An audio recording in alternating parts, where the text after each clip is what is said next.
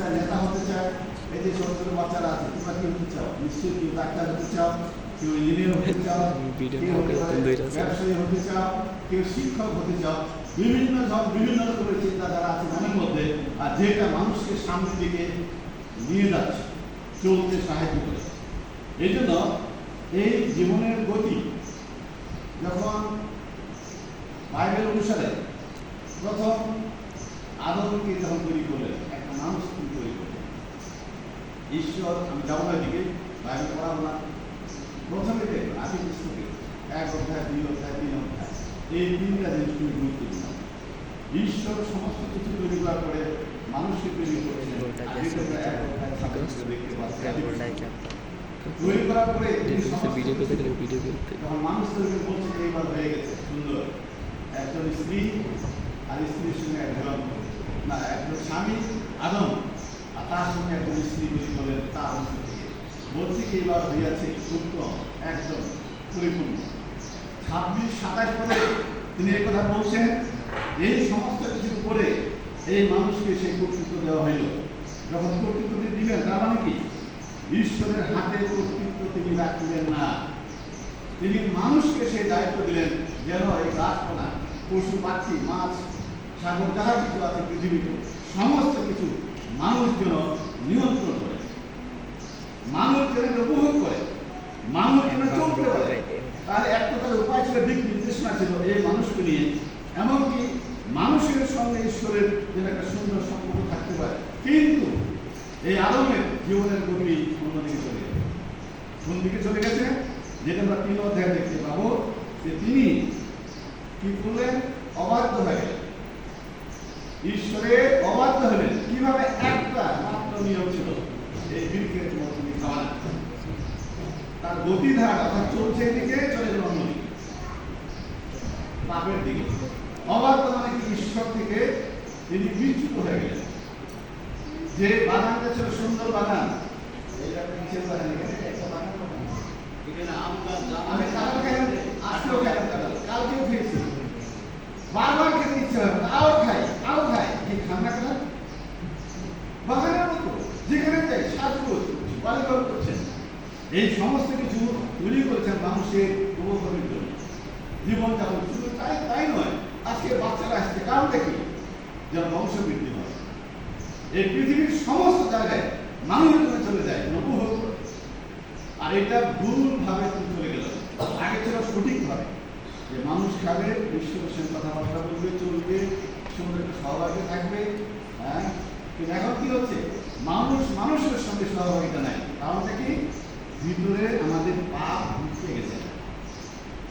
যখনই পাপ ঢুকে গেছে, তখন মানুষ নিজের চিন্তায়, নিজের কথায়, নিজের ভাবনায় দলাদলি, মারামারি, বিচ্ছিন্নতা, দলভেদ তৈরি হয়ে গেছে। এই জন্য কারোর সাথে মিল নেই। যারা মুসলিম বন্ধুরা আছেন, ওরা তো মানুষ, হিন্দুরা মানুষ, কি ক্যাথলিক, কি ব্যাপটিস্ট, কি পাহাড়ি, কি বাঙালি, কি সাঁওতাল, কি ওরাও, কারোর সঙ্গে কারোর মধ্যে হয়ে যায়। সবার দেহ আছে, রক্ত আছে, আর কি আছে? জীবন আছে। দেহ নাই, শরীর নাই, রক্ত নাই, জীবন নাই, মানুষ কি লাশ হয়ে গেল?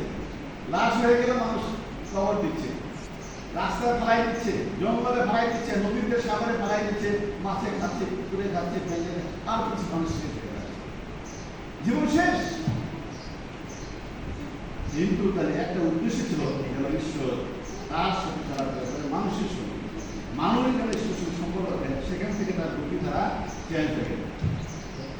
যখনই চেঞ্জ হয়ে গেল, তখনই জীবনের গতিটাকে আবার পূর্বের ফিরে আনার জন্য, অর্থাৎ ঈশ্বরের সঙ্গে সম্পর্ক স্থাপনের জন্য তিনি আবার বিকল্প চেষ্টা করলেন।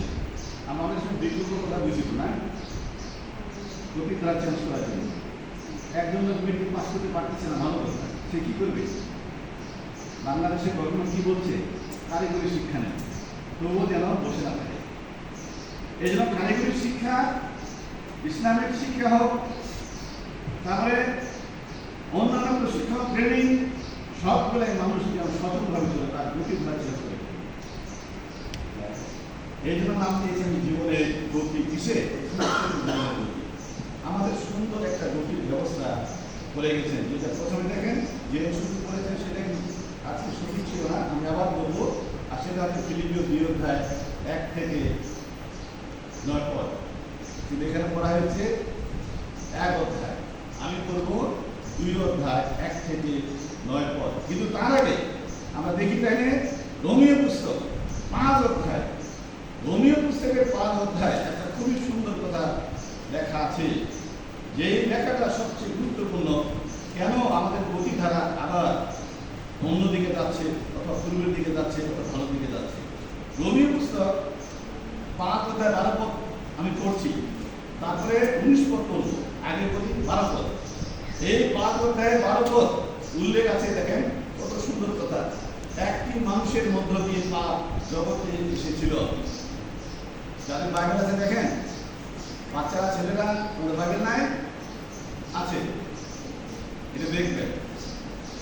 একটি মানুষের মধ্য দিয়ে পাপ জগতে এসেছিল। কয়জন মানুষের মধ্য দিয়ে? একজন প্রথমেই, যাকে আমরা আদম বলছি। ও সেই পাপের মধ্য দিয়ে মৃত্যু এসেছিল। সব মানুষ পাপ করেছে বলে এইভাবে সকলের কাছে মৃত্যু উপস্থিত হয়েছে।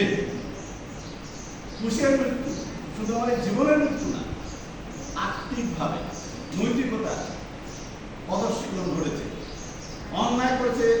একটা ছোট ছোট বাচ্চা, এই ছোট বাচ্চারা যারা আপনারা আছেন বা যাদের কলে নিয়ে আছেন আজকে, সেই ছোট কলে নিয়ে আছে, ওকে শিখাইতে হবে না তুমি মিথ্যা কথা বলো, ওরে শিখাইতে হবে না ঘুষি মারো, ওরে শিখাইতে হবে না মিথ্যা কথা বলো, চুরি করো, লোভ করো। আপনার থেকে সুন্দর কাঁঠাল দেখলে, আম দেখলে, লিচু দেখলে দেখবেন যে সুযোগে সে কাজ করে। হ্যাঁ, বাবা বলে তুমি চুরি করবো না, মিথ্যা কথা বলবো না, ঝগড়া করবো না, সে করে কি করে না? ইয়েস, অবশ্যই। জন্মের দোষ, স্বভাবের দোষ, রক্তের দোষ, বংশের দোষ, গোষ্ঠীর দোষ, অথবা যখন থেকে মানুষ যখন অবাধ্য হয়ে গেছে, আদম সেই কাজটা করে আছে, কেউ শিখায় না। ন্যাচারাল অনলাইন দিকে মানুষ ধাবিত হচ্ছে। এই জন্য জন্মের সূত্রে কেউ ধার্মিক না, নিষ্পাপ না, সবাই পাপী। এই কথাগুলো মানুষ স্বীকার করে না, বলছি কিসের পাপ করেছে? বাচ্চা কি পাপ করে? অবশ্যই কি। আমাদের নবজাতক একটা সন্তান আছে না এই চার্চে, জানেন কি? ওয়াও, ওই তোমার নাতি, ছেলের ছেলে, ও কিন্তু কোনো অন্যায় করে না, কখনো। এখন করবেই না, কয়েক বছর বা কয়েক মাস করবি, তারপরে দেখো ঘাটতে শিখবে, কিছু কিছু কথা বলবে। এমনি কি এই যে ছেলে তোমার ঘুষাঘুষি করবে, এই তোমরা ঘুষাঘুষি করো না, রাগারাগি করো না, হিংসা করো না, করো, আসে না ভিতরে? ইয়েস, আসে, স্বভাব। এই জন্য মানুষকে বলা হচ্ছে এখানে 5 অধ্যায়ে 3 অধ্যায় দেখবেন 10, 11 পদ, সকলেই পাপ করেছে, ঈশ্বরের গৌরব হইয়াছে। ধার্মিক কেউ নাই, একজনও নাই, সবাই পাপ করেছে। তারপরে দেখা যায় যখন মানুষ বড় হয়ে যাচ্ছে, আস্তে আস্তে কর্মের দ্বারা, আচার ব্যবহারের দ্বারা, কথার দ্বারা সবাই পাপ করে বলছে। এই জন্য 19 পদ খুব সুন্দরভাবে বলছে, 5 অধ্যায় 19 পদ দেখে। এখন বলছে এই কথাটুকু আমি পড়ছি, মনোযোগ সহকারে শুনবেন, ঠিক আছে? এইখানে লেখা আছে 19 পদ, যেমন একজন মানুষের অবাধ্যতার মধ্য দিয়ে অনেকে পাপী বলে ধরা হয়েছিল, তেমনি একজন মানুষের বাধ্যতার দ্বারা বা মধ্য দিয়ে অনেকেই নির্দোষ বলে গ্রহণ করা হইবে। আদমের দ্বারা পাপ আসলো, আর যিশুর মধ্য দিয়ে একজন মানুষ যেন নিষ্পাপ হয়, আবার ঈশ্বরের কাছে ফিরে যায়। এই ব্যবস্থা তিনি করলেন। একজন মানুষের, তার নাম হচ্ছে আদম, কারণ এই আদমকে ঈশ্বর নিজে তৈরি করেছেন, তৈরি করে মাকে ফোন দিয়েছেন। যারা বোনেরা আছেন এখানে, বিভিন্ন ধর্মের লোকেরা, আমি ধর্মের কথা প্রচার করছি না, কিন্তু ধর্মটা সমাজ বলা যায়, গোষ্ঠী বলা যায়। যারা আসছেন নিশ্চয়ই তাদের মধ্যে অনেকের পরিষ্কার ধারণা নাই। এই চার্চ যারা যিশুকে ভালোবাসে তারা কোনো ধর্ম প্রচার করে না, তারা যিশুকে তুলে ধরে। যিশু কেন আসছে? এইখানে কথা বলা আছে যিশু আসছেন মাত্র যেন প্রত্যেকটা মানুষ তাকে অনুসরণ করে, যেন ঈশ্বরের পথে ফিরে যায় একটা মানুষের মধ্য দিয়ে। কারণ যিশু এমন কোনো এরকম কাজ করেন না তাকে প্রমাণ করতে পারবে যে তিনি পাপ করেছেন, অন্যায় করেছেন। প্রমাণ নাই, প্রমাণ নাই। তিনি অনুগ্রহ, ভালোবেসেছেন, অন্যের জন্য শাস্তি দিয়েছেন। আদমের সঙ্গে কি করেছে? আদমের সঙ্গে তিনি অবাধ্য হয়ে গেছেন, ঈশ্বরের কথা শুনে নাই। বলি আদমের যে প্রথম দুইটি সন্তান ছিল তারাও মারামারি করে ভাইয়ে ভাই খুন করেছেন। কি এখন তার ভালো, ভাই ভাই খুন করে না, কি করে? আদর করে। একের মধ্যে মানুষ প্রথমে দেখেন ওই লোকটার আদমের কিছুই ছিল না, ওই ঝামেলা যুদ্ধ কোনো কিছু নাই। জন্মগ্রহণ করেছে, ফল খাচ্ছে, চলছে আকাশে বাতাসে, চট করে সে শয়তানের কথা অনুসারে বিপদে চলে গেছে। তার নিজের দুইটা সন্তান নিজেদের মধ্যে, আরে বাপ, শুধু মারামারি নয়, খুনা খুনি, বড় ভাইকে মেরে দিয়েছে। তাহলে এই জন্য দেখা যায় এখন যেন এই আদমের সন্তানরা, আমরা আদমের সন্তান, মানুষ সবাই যে কোনো লোক আদমের সন্তান, বংশ পরম্পরায় চলে এসেছে। তারপরে এখন হচ্ছে অনেকে ওয়ার্ডের সন্তান, অনেকে সুরেশের সন্তান, অনেকে হতে পেরেছি অরুণের সন্তান, এরকম এখন আলাদা হয়ে গেছে। কিন্তু তবু আমরা মানুষ হিসেবে একই মানুষের সন্তান। নামেন বলতে নামেন, আমেন। একই সন্তান, আমাদের কোনো পার্থক্য নাই। এই জন্য কিছু কিছু কবি লিখে রাখছেন, বলছে কি জগৎ জুড়ে এক জাতি আছে, সেই জাতির নাম মানুষ জাতি। একই পৃথিবী স্থলে, মানে জায়গায় লালিত পালিত, একই রবি শশী, রবি মানে সূর্য, শশী মানে চন্দ্র। এখানে কারো নাম আছে? রবি বাবু নাই, শশী মোহন বা শশীনাথ নাই, এগুলো ভালো নাম তো। রবি শশী, রবি মানে সূর্য, শশী মানে চন্দ্র। তাহলে একই রবি শশী, শীত তাপ ক্ষুধা, তৃষ্ণার জ্বালা, সবাই আমরা সমান বুঝি, দোষর খুঁজিও, বাসা বাঁধিও। এই হল পৃথিবীতে আমাদের বিচরণ, যেন একসাথে চলতে পারে। এই লোকেরা যেন আবার ঈশ্বরের সঙ্গে সম্পর্ক স্থাপন করতে পারে। এই জন্য তিনি দ্বিতীয় ব্যক্তিকে পাঠালেন, অর্থাৎ তার নাম আদম। তিনি বলা যায় নতুন আদম, তিনি একটু ভিন্নভাবে আসেন। যিশু আমরা কিন্তু দেখতে পাচ্ছি, শুনতে পাচ্ছি, যিশু নিজেই, অর্থাৎ ঈশ্বর নিজেই যিশু হয়ে মানুষের গর্ভে, মরিয়মের গর্ভে মানুষ হিসেবে জন্ম করে মানুষের মাঝে আসলেন। আর প্রথম যে আদম ছিল তিনি জন্মগ্রহণ করতে পারেন নাই, জন্ম ছাড়া, বাবা ছাড়া ঈশ্বর নিজে নিজ হাতে তৈরি করে তাকে পাঠিয়ে দিলেন। এই জন্য প্রথম আদম মানে প্রথম মানুষের কোনো মায়ের গর্ভ থেকে আসে নাই, প্রথম স্ত্রীও মায়ের গর্ভ থেকে আসে নাই, পুরুষের পাদক থেকে এসেছে, নিকটতম। কিন্তু যিশু মানুষের গর্ভ থেকে আসলেন যেন মানুষের সঙ্গে তিনি বসবাস করতে পারেন। এই জন্য ফিলিপিও পুস্তক এই কথা তিনি বলছেন যে পড়িয়ে বলে, আমি পড়ছি এবারে ফিলিপিও 2:1-9 পদ। তিনি পরিষ্কার করে দিলেন এই দ্বিতীয় আদম বা যে ব্যক্তিটা আসলো তার একটা মানুষের তাকে চেঞ্জ করে দেওয়ার জন্য, পরিবর্তন করে দেওয়ার জন্য। তাহলে যিশুতে যারা থেকে থাকে তাদের জীবনের গতিগুলো কি কি হতে পারে? কয়েকটা দিক আছে, কি কিভাবে তার পরিবর্তন হতে পারে, কি কি উদ্দেশ্যে চলতে পারে, কোথায় কোথায় কাজ দিতে পারে, তারপরে কিভাবে চললে পরে ভালো হতে পারে। যেমন নতুন কিছু অভিজ্ঞতা অর্জন করতে পারে। এই যে নতুন পথে চলতে, এটাও একটা গতি। অভিজ্ঞতা অর্জন করা, এটাও একটা গতি। পদক্ষেপ নেওয়া নতুন নতুন, তারপরে মোকাবিলার সক্ষমতা অর্জন করা, ওভারকাম করা। একটা গান আছে ঠিক না, কুশের ওভারকাম, জানেন সবাই গানটা? তোমার আমরা করব জয়, আমরা করব জয়, আমরা করব জয়। একদিন একটা বাংলা গান আছে, ইংলিশে খুব ভালো, we shall overcome, we shall overcome, we we shall overcome something. তাহলে এটা মানে কি? আমাদের বুদ্ধিধারা চেঞ্জ করে, একইভাবে থাকতে চাই না, থাকতে চাই একইভাবে। যে মানুষ জীবনযাপন করে তাকে মানুষ বলে ঠিক করে, কিন্তু সচেতন ছিল না, হ্যাঁ, বোকার মতো। কিন্তু মানুষকে বোকার মতো নাকি? নিশ্চয়ই না, চালাক কিন্তু জ্ঞান বুদ্ধি পরিপূর্ণ আছে। এই জন্য যারা যেখানে যে সমাজে জন্ম করেছে, যে পরিবারে করেছে, সেটাই কিন্তু যথেষ্ট না, আপনাদের পরিবর্তনশীল হবে। যারা বাংলাদেশ থেকে আমেরিকা যায়, ওরা কি হয়? বাংলাদেশ চলে নাকি? না, আমেরিকার মতো চলে যায়। অস্ট্রেলিয়া গেলে তাদের তো চলবে, কানাডা, মালয়েশিয়া, সিঙ্গাপুর, যে যে দেশে যাবে। শুধু সেটাই নয়, কোনো মানুষ যখন চাকরি করে, এই যে যারা এখানে এসে চাকরি করতে, এখানে যখন চলতে হবে, টিচারই করবে, টিচার মতো চলতে হবে, চলতে হবে না? পরিবর্তনশীল, গতিশীল, এটাকে মানুষকে প্রভাবিত করে। একে যেমন মানুষ থেকে থাকে না। এই জন্য কি দরকার আমার একটা সমাজের মধ্যে সীমাবদ্ধ থাকা, কি দরকার একটা পরিবারের মধ্যে সীমাবদ্ধ থাকা। আমি জন্মগ্রহণ করেছি সিন্ধুদা গ্রামে, ওই ঠাকুরদার এক কোনার আসল চলে আসছে কোথায়? ঢাকা। চলে আসছে কোথায়? এখানে। চলে যাচ্ছে কোথায়? দেশে বিদেশে বিভিন্ন জায়গায়। অর্থাৎ গতিময়, কিন্তু সেটা যুক্ত থাকতে একটা সময়। এই জন্য যিশুতে গতিশীল জীবন।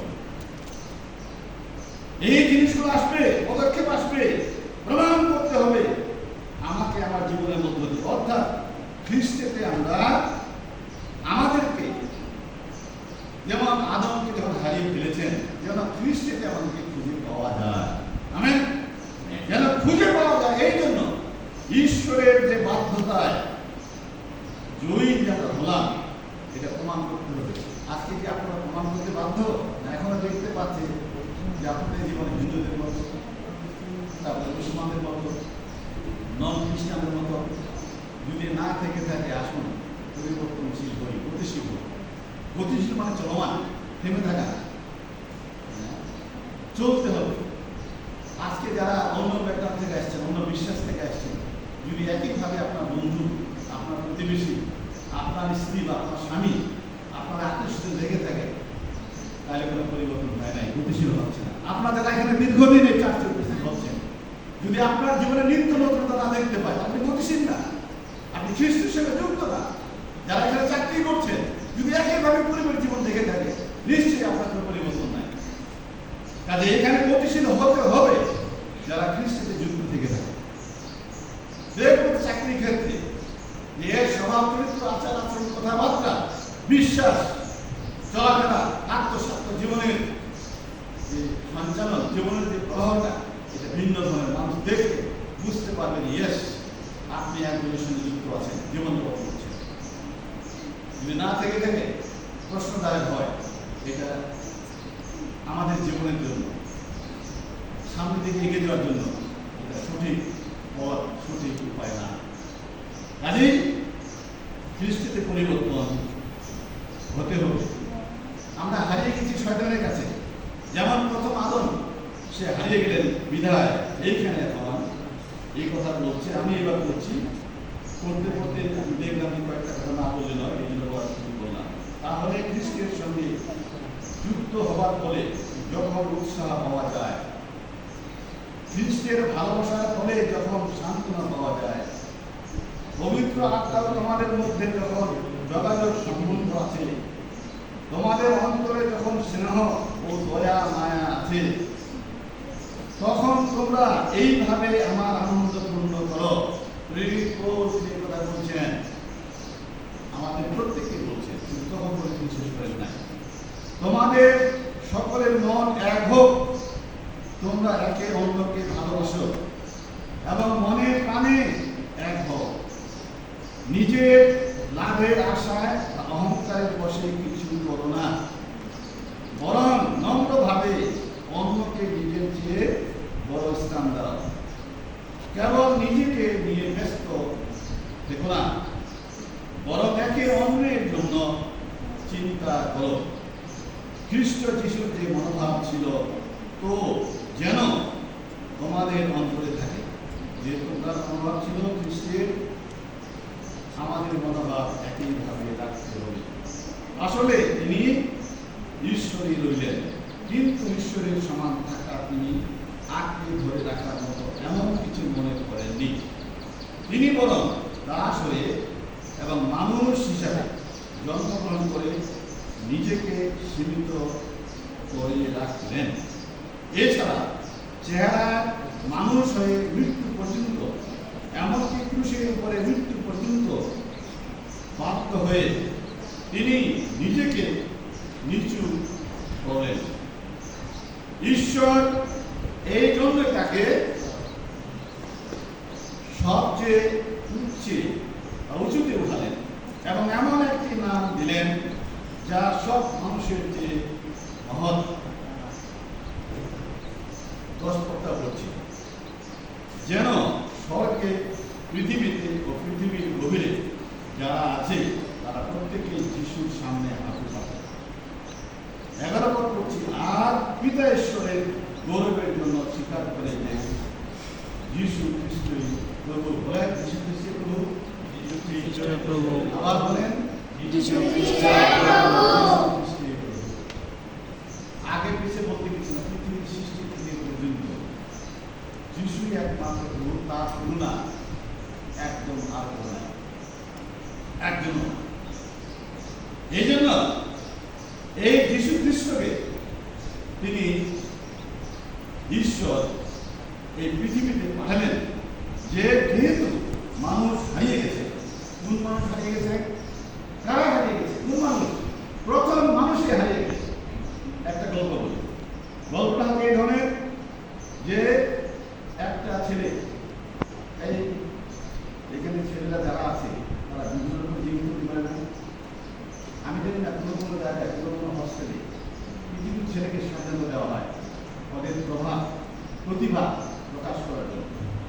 কেউ গাড়ি তৈরি করতে পছন্দ করে, কেউ দেখা যায় যে জাহাজ, বিমান, তারপরে অনেকে হতে পারে ওই যে যারা কি কারিগরি শিক্ষা থাকে না, প্রজেক্ট করতে হয়, ঘর তৈরি করা, আর্কিটেকচার, যারা বিল্ডিং তৈরি করবে, তারপর তৈরি করে শো করাবে, ঠিক আছে?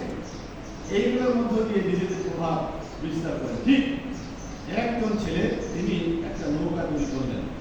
এই নৌকা এদিকে চলে নাকি? নৌকা আছে এদিকে? নৌকা আছে আপনার? আছে, আছে। বলুন ইয়েস, আছে।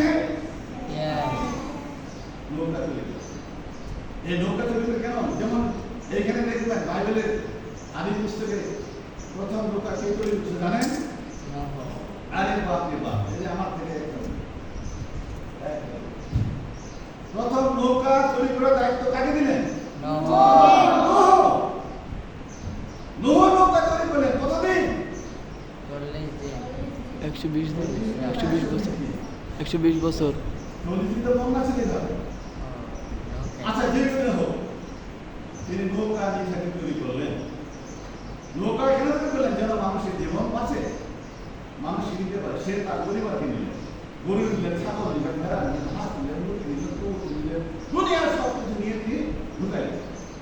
যে মানুষ ঢুকে নাই শেষ হয়ে তার নিজের নৌকা তৈরি করে। ঠিক এই ছেলেটা একটা নৌকা তৈরি করলেন, সুন্দর করে তৈরি করলেন। তৈরি করতে করতে একদিন এই যে আমাদের এখানে ঝড় ওঠে না, বৃষ্টি আসে না, হ্যাঁ, ঝড় থেকে বৃষ্টি আসে, আর কি আসে? দমকা হওয়া। কি শুনতে পাচ্ছেন তো ঠিকভাবে? এই দমকা হয় নৌকাটা বাতাসের জন্য খেলা পাই না, যেখানে তিনি দেখছিলেন রাখছিলেন সেখান থেকে চলে গেছে। চলে গেছে কোথায় চলে গেছে? হ্যাঁ, তিনি আর খুঁজে পাচ্ছেন না। খুঁজে পাচ্ছেন, শুধু কান্নাকাটি করছেন, মনের যাতনা প্রকাশ করছেন। হায় হায়, এত সুন্দরভাবে একটা নৌকা তৈরি করলাম, আর যে নৌকাটা নিয়ে আমি বিভিন্ন জায়গায় যাবো, অথবা নৌকার আপনাকে উঠবে, মানুষের দেখবে, এত সুন্দর জিনিস নিজ হাতে তৈরি করেছি, আর সেই নৌকা চলে গেল কোথায়? তিনি খুঁজতে খুঁজতে পার হয়ে যাচ্ছেন। হঠাৎ করে দেখতে পাচ্ছে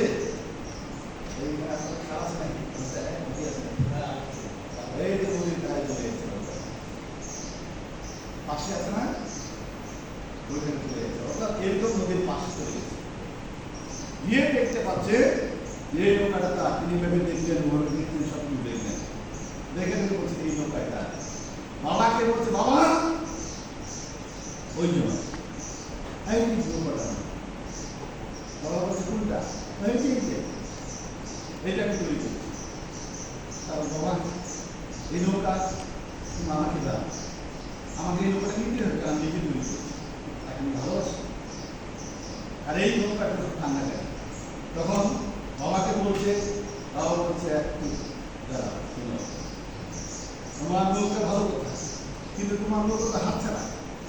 তুমি তো নৌকাটা পাইলে কিভাবে আমরা আনতে যাবা? আনতে পারবা, একটা উপায় আছে। আর সেই উপায় কি?